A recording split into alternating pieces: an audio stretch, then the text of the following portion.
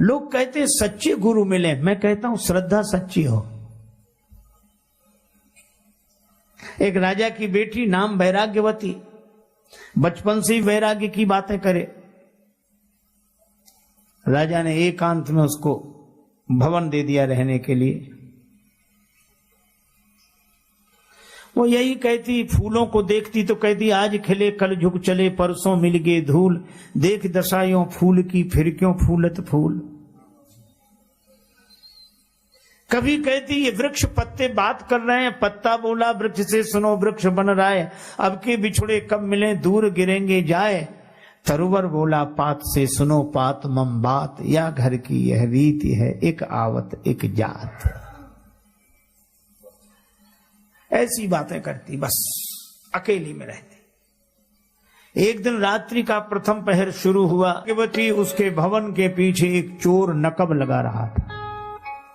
उसने सुना कि इस राजकुमारी को तो सदगुरु की आवश्यकता है। वो बाबा जी बन गया। बाबा जी होने में कठिनाई, बनने में कौन सी कठिनाई। घर में हुई खटपट, चलो गुरु जी के मठ पर, गुरु जी ने काटी चोटी, मांग खा बेटा रोटी, बन गए। देखो हम लोग जब संत बनते तो मुड़ते हैं, हम लोग साधु बनते हैं तो गुरु जी मूड़ते हैं। मोड़ दिया, मुड़ गए, अर्थात जगत से जगदीश की ओर मुड़ गए, प्रपंच से परमार्थ की ओर मुड़ गए, असत्य से सत्य की ओर मुड़ गए। इसीलिए मुड़ गए। तीर्थ में जाएं तो जरूर मुड़े, पर हमारे एक परिचित सज्जन है, उन्हें अच्छी तरह जानते हैं, वो सप्ताह में 2 बार मुड़ते हैं पर आज तक नहीं मुड़े। बनने को बढ़िया मिले, लोग कहें महाराज,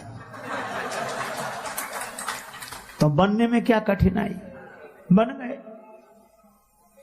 और बाबा जी बनकर सदगुरु रूप बनाकर वैराग्यवती के सामने, वैराग्यवती ने देखा नारायण हरि कर रहे हैं कोई रात्रि के समय।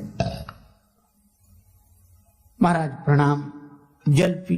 हाँ प्यासा हूं, जल पिलाओ। लेकिन सुनो सुनो, तुमने दीक्षा ली? नहीं दीक्षा नहीं। तब मैं तुम्हारे हाथ का पानी नहीं पीऊंगा। जिसने दीक्षा ही नहीं ली उसके हाथ का पानी क्या पीना। जाने लगे। वैराग्यवती ने कहा कि जाओ मत, आप ही दीक्षा दे दो मुझे ताकि मैं आपको जल पिला सकूं। बोला हम विरक्तों की दीक्षा ऐसे घरों में नहीं होती, जंगल में चलो। वैराग्यवती ने कहा कि मेरा तो कल्याण हो, मैं जंगल में चलने को तैयार हूं। अच्छा अच्छा ठीक है, अपने आभूषण रुपया पैसा गहना जीवर सब रख लेना। राजकुमारी ने सब रख लिया और संत के साथ चल दी। उस तथाकथित संत के साथ, जो संत था ही नहीं।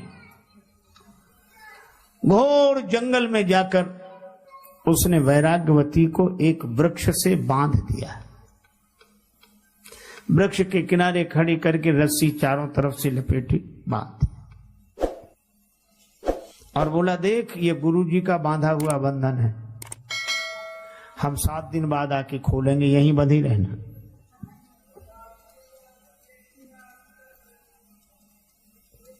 हो सकता है हम जल्दी आ जाएं, परसों ही आके खोल।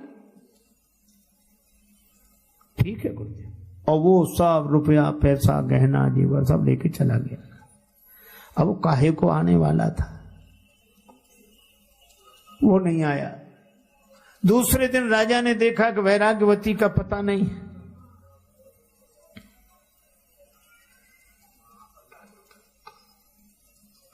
राजा दूसरे दिन अपने घोड़े पर सवार होकर सब जगह वैराग्यवती को खोजते हुए गया।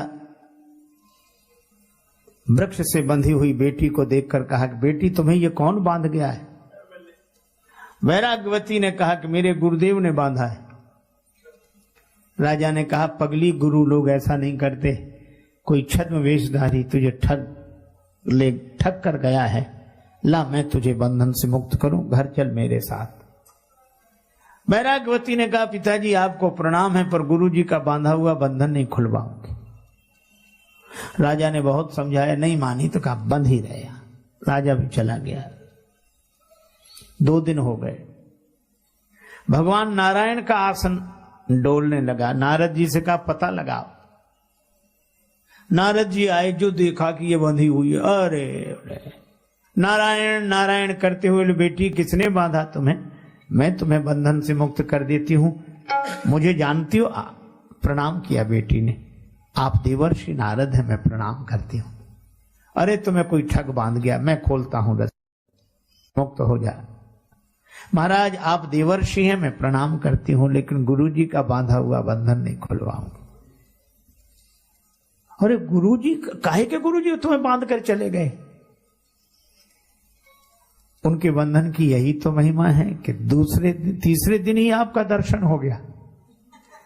अगर वो न बांध कर गए होते तो आपका दर्शन होता। अब वो न माने। नारद जी गए भगवान के पास कि प्रभु चलो। भगवान स्वयं आए। भगवान नारायण चतुर्भुजी रूप, मंद मंद मुस्कुराते हुए भगवान ने कहा कि बेटी, मैं भगवान नारायण हूं, मैं तुम्हें बंधन से मुक्त कर देता हूं। मेरे दर्शन के लिए ही सारी साधनाएं की जाती हैं। तुम्हें जो बांध गए वो अच्छे व्यक्ति नहीं मालूम होते, मैं तुम्हें बंधन से मुक्त कर देता हूं। पर वैराग्यवती बोली, प्रभु क्षमा करें, आपका दर्शन हुआ, आपको मैं बार बार प्रणाम कर रही हूं, पर गुरुदेव का बांधा हुआ बंधन तो उन्हीं से खुलवाऊंगी। भगवान भी हार गए। नारद जी से बोले, नारद जी इनके गुरु जी का पता करो कहां है। नारद जी ने कहा कि प्रभु क्या ठिकाना? बोले कहीं ना कहीं नकब लगाते हुए मिले ही जाएंगे, ढूंढो। नारद जी गए, सचमुच वो एक घर के पीछे नकब लगा रहा था। तब तक नारद जी ने कहा नारायण नारायण, चौंक कर देखा। नारद जी मुस्कुराए, बोले चलो भगवान बुला रहे हैं। बोले हमें और भगवान बुलाए? मैं तो जन्म का चोर हूं। नारद जी ने कहा कि वो जिस शिष्या को बांधा है उसे बंधन से मुक्त करो। भगवान वहीं खड़े हैं। बेचारा सकुचाता हुआ आया, सिर नीचे किए, भगवान को प्रणाम किया। भगवान बोले गुरुदेव, शिष्या को बंधन से मुक्त करो। बेचारे ने लजाते हुए बड़े संकोच से रस्सी खोली, पर वैराग्यवती जैसे ही अलग आकर खड़ी हुई, उसने हाथ जोड़े। किसके? का गुरु गोविंद दो खड़े काके लागू पाए, और बलिहारी गुरुदेव की जिन गोविंद दिए मिलाए। यह है वैराग्यवती की सच्ची श्रद्धा। तो गुरुदेव की महिमा तो अपार है, लेकिन अगर सच्ची श्रद्धा हो तो द्रोणाचार्य से एकलव्य बाण विद्या द्रोणाचार्य की मूर्ति से सीख सकते हैं। तो गुरुदेव के प्रति सच्ची श्रद्धा जीवन में क्या चमत्कार नहीं करती। इसीलिए श्रद्धावान लभते ज्ञानम। पर इस कथा का उद्देश्य यह नहीं है कि गुरु ऐसे ही होने चाहिए। अपनी श्रद्धा सच्ची होनी चाहिए, और भगवान की कृपा से हमें गुरुदेव मिले। और गुरुदेव का द्वार है, दीवार नहीं। दीवार और द्वार में ज्यादा अंतर नहीं है। दीवार में से कुछ निकाल दो तो दीवार ही द्वार है, और द्वार में कुछ लगा दो तो द्वार ही दीवार है। जिनके पास अहंकार का कुछ लगा है, द्वार ही दीवार बन गया है, और अहंकार का कुछ निकल गया तो दीवार ही द्वार बन गई है।